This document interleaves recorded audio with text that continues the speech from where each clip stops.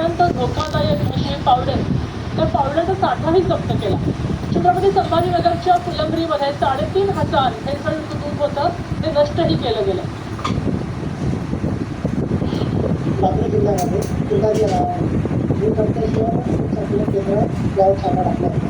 त्या छाप्यामध्ये आपण तिथे त्याच्या चिलिंग सेंटरवर आणि तिच्या स्टोरेजमध्ये हे पावडरची आपल्याला घेण्यासाठी एका 60 किलो सापडलेली असते.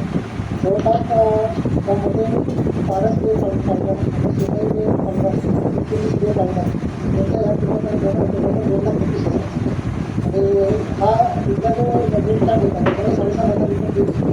त्यामुळे आपण ते जागेवरच 500 रुपयाचं दूध आपण घेऊन नष्ट करत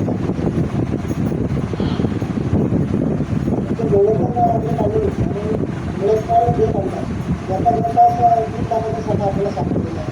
त्या अंतर्गत आपण तुला सर्टिफिकेशन केलं, त्याचं लायसन्स पण सस्पेंड करून टाकलेलं आहे कॉन्ट्रॅक्टर आणि त्यानुसार त्यांनी जो पुरवठा केला नाही दिला जवळपास 3,500 लिटर दूध होतं त्याच्यामध्ये ते मिक्स केलेलं.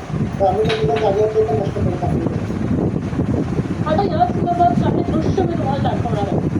तुम्हाला जो पदार्थ दिसणार आहे तो रबर नाही किंवा एखादं खेळणंच नाही, तर हे आहे दूध. तुमच्या आणि आमच्या रोजच्या वापरात असलेलं हे दूध. परभणीमध्ये पूर्ण भेसळयुक्त दुधाचा हा व्हिडिओ समोर आलेला आहे. हे जे खेचलं जातं ते दूध आहे.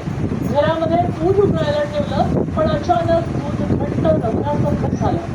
फक्त परभणीच नाही तर भुसावळमध्ये सुद्धा भेसळयुक्त दुधाचा असा धक्कादायक प्रकार समोर आला.